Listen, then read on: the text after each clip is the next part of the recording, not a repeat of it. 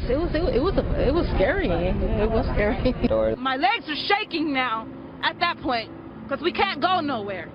So I'm like, what is it to do? I started to ask the people that was outside of the policemen. Oh!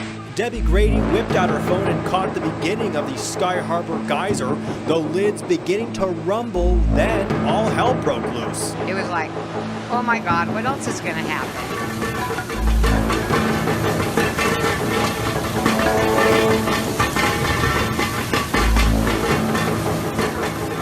Going down the road and a truck come by, rocked me like a boat, floated me out.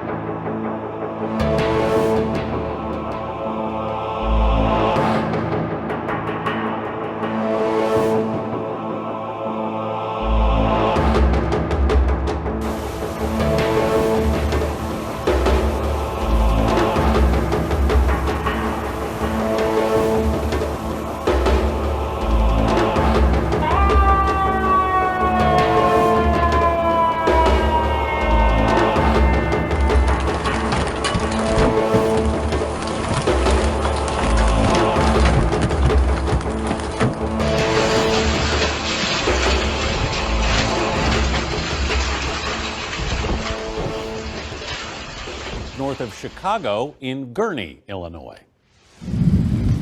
Unprecedented is what it's being called. Authorities say 2 months of rain fell in just 12 hours here in Gurnee, north of Chicago. It's not uncommon to see flooding here, but 1.6 trillion gallons of water fell this week on portions of Wisconsin and Illinois, where Bruce Rauner is the governor. Folks think, well, it's not raining anymore. Things are just fine, or they're getting better. They're not. In Lake County, Illinois, 5,800 buildings have reportedly been damaged by floodwater. Forecasters say flooding in the northern Chicago suburbs will get worse over the next few days as water flows down rivers into the state from Wisconsin. In Burlington, the town's 4 bridges remain closed because the swollen Fox River crested at more than 17 feet. Back in Gurnee, Illinois, we found Gary Campbell defiantly optimistic that the wall of sand he's put up around his home of nearly 40 years is going to hold. Think you're going to be able to save it? Well, I've survived all the other ones. The things you lose, that's another story. Fleming County saw extreme widespread damage after heavy rain and storms moved through the area last night. The central office for Fleming County Schools has several feet of water inside, and Flemingsburg Elementary had water come through its roof and into several classrooms. At Cheap Chevrolet, hundreds of cars were damaged as well. Victor Puente surveyed the damage in Fleming County. The people here at Cheap Chevrolet tell me they've owned this business since 1951. In the 66 years since then, they say water has never gotten this high. They joined a lot of people in Fleming County who spent today cleaning up a mess. John Hyatt says he got a call around 2 a.m., a few hours after the storms had started. They were able to move a few cars before the water got too high. At that time, once we found out, it was too late. It just come down really quick on us and caught us by surprise. Yesterday, these cars were facing the road. Today, they're at an angle, lifted by the water into each other, and in one case, into a tree. Most have water damage that has ruined them. There's probably close to 200 that we were unable to salvage. The insurance company will be coming next week. Hyatt says they haven't done the math, but the dollar figure on that loss, it's up there. It's a big number. High water ruined those cars, but up the street, it was high winds that caused a mess. His family woke up around 1 when they heard a tree land on their roof. And at that time, that's all we thought had happened. And it was until the rain lit up that we were able to come outside and we saw all this devastation and destruction. Watson says at least 15 trees on their property are now down, including one on a car. And I would assume that it's just gotten so wet and saturated with the heavy winds, this tree just went over. She says she's thankful no one was hurt and thankful for the friends who have stepped up to help. That's a familiar story in Fleming County. This thing caught us at 2 o'clock in the morning, and our phones haven't stopped ringing for people to ask for help and just showing up. Included in those vehicles that will most likely have to be totaled are 4 brand new Corvettes. Hyatt tells me the price on those ranges from $70,000 to $120,000. In Fleming County, Victor Puente, WIMT Mountain News. Mason County also saw damage. A state of emergency was declared after major flooding took over streets there. Crews rescued more than a dozen people in the county overnight from either mobile homes or has been declared for Mason County, Kentucky on Sunday due to extreme flooding. With multiple homes reportedly swept away, crews made over a dozen water rescues early in the morning from both mobile homes and cars. This, unlike anything the city of Maysville has ever seen. You've seen there's evidence of, more cars piled up like Lincoln logs, like toys. Well, this is epic for us. We've never had anything like this. Cartmel said he was unaware of any injuries, but one man is reported missing. Various roads were closed and a number of power outages were reported. In nearby Fleming County, officials say 6 to 7 inches of rain fell Saturday night, flooding many buildings like this elementary school. Cleaning up. Several even have water inside their homes. Channel 4's Allison Henning spent the day following the floods and speaking with some of those hardest hit. People who live in the area say this road floods every time there's a heavy downpour like this morning, and their recommendation to other drivers is turn around so you don't get stuck like this car right here. If you don't got a big truck or a big SUV, you're going to get stuck. Case in point. Several drivers heading down Main Street on the north side tried plowing through the floods. At its worst, one car after another stalling right in the middle of the road. The water hit my car and it started slowing down, and I tried to get in the middle and it just shut down on me. Going down the road and a truck come by, rocked me like a boat and floated me out.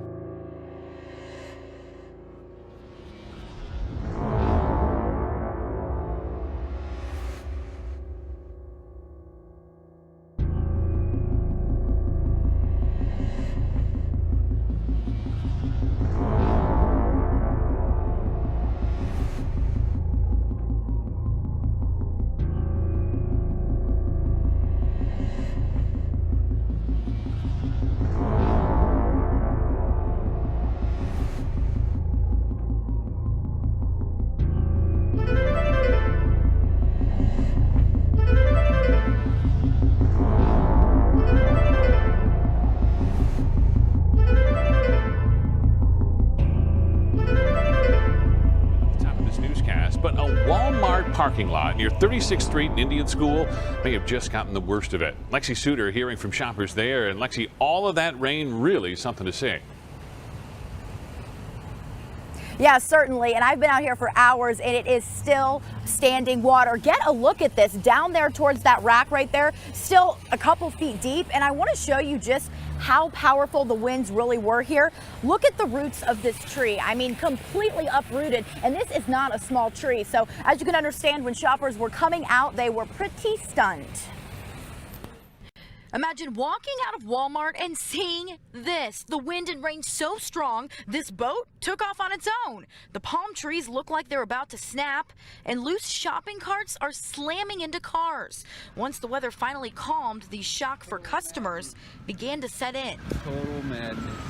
People were stunned. And then it was blowing, we couldn't even see across the street. Trying to navigate their groceries and kids through this knee-deep water. Then getting out of the parking lot, a whole other hassle. Not before.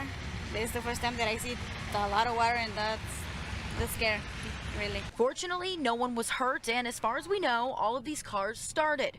But people in this Walmart parking lot tell me they'll be talking about this monsoon for a while. I don't know. It's crazy. It came down hard.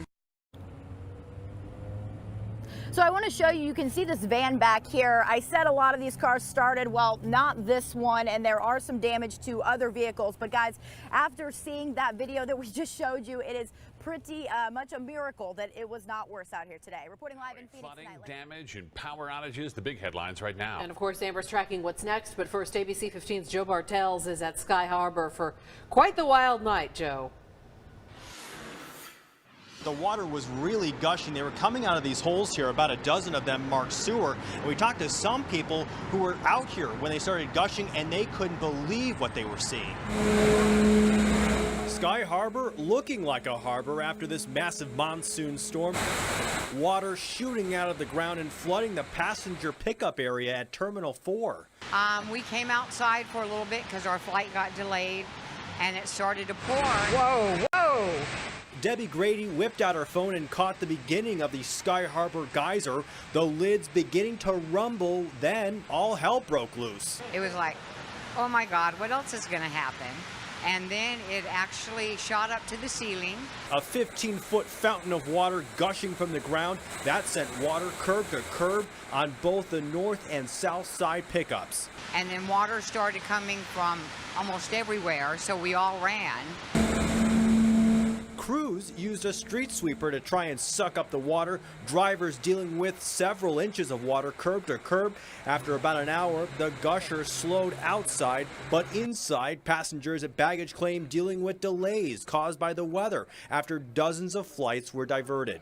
So even at this hour, things are slowly getting back to normal here at Sky Harbor. The water has stopped gushing, but for folks who were affected by this storm, either in the air or if they were still on the ground, it's going to take some while before things are totally back to normal. Reporting.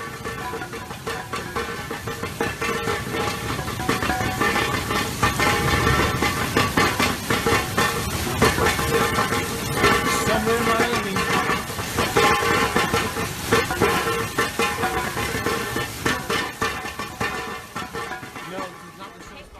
So Hank is live on Miami Beach. So describe what you're seeing, Hank.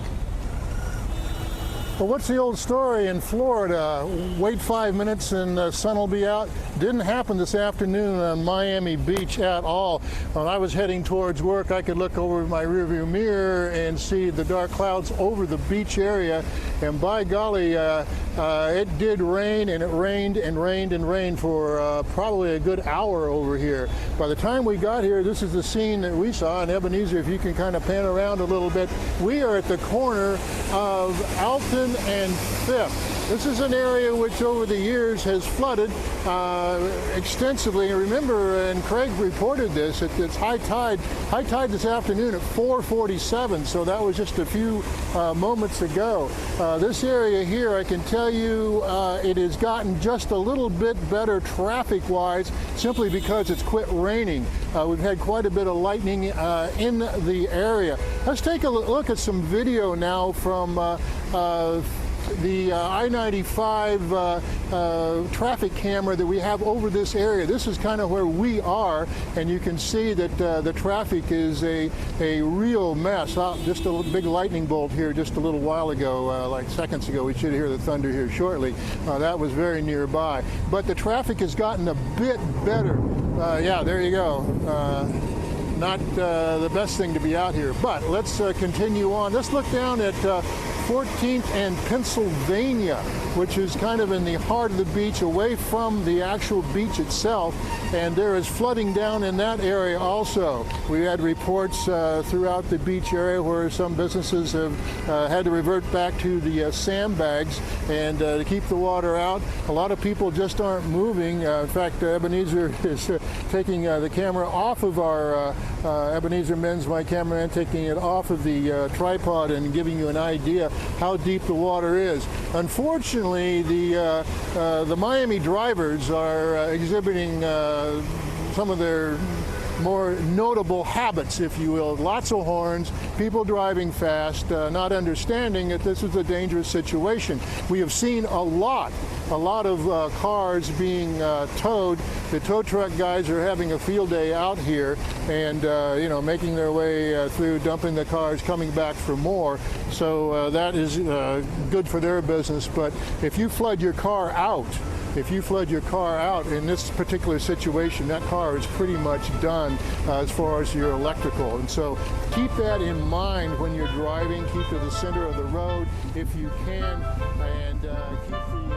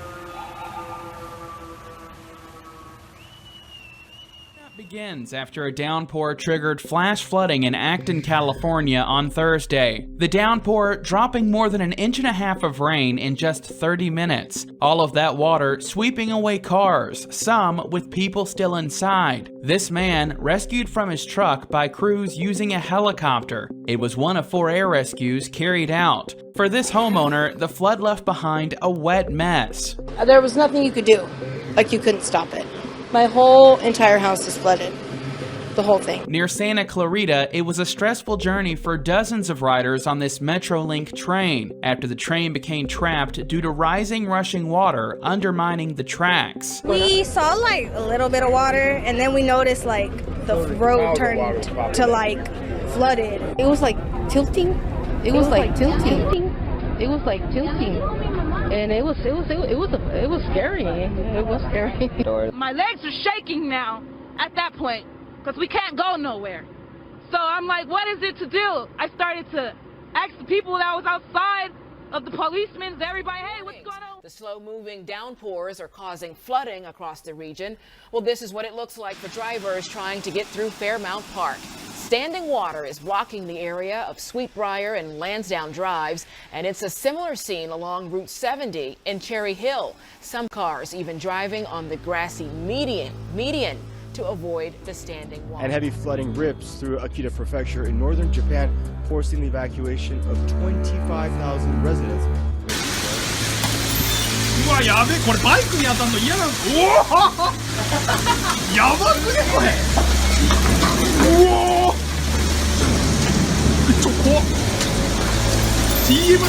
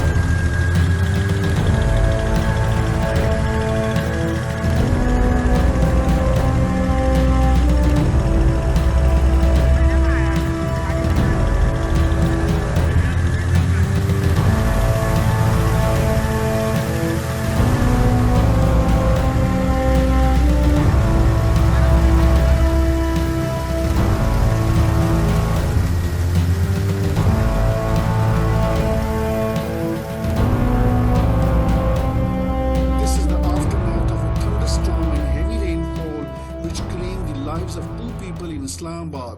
Elsewhere in Pakistan, lashing rains triggered deadly floods and landslides. Over 70 people died and 110 others injured in ongoing monsoon spell, particularly in country's southwestern and northwestern regions. Over 90 homes have been partially or fully destroyed in floods across the country. Whenever there is a rainfall, the water rushes to our homes and we have to leave our home in the middle of night to save our lives. The effects of the climate change are coming down hard on Pakistan, with country's disaster management authority warning of more heavy rains and thunderstorms.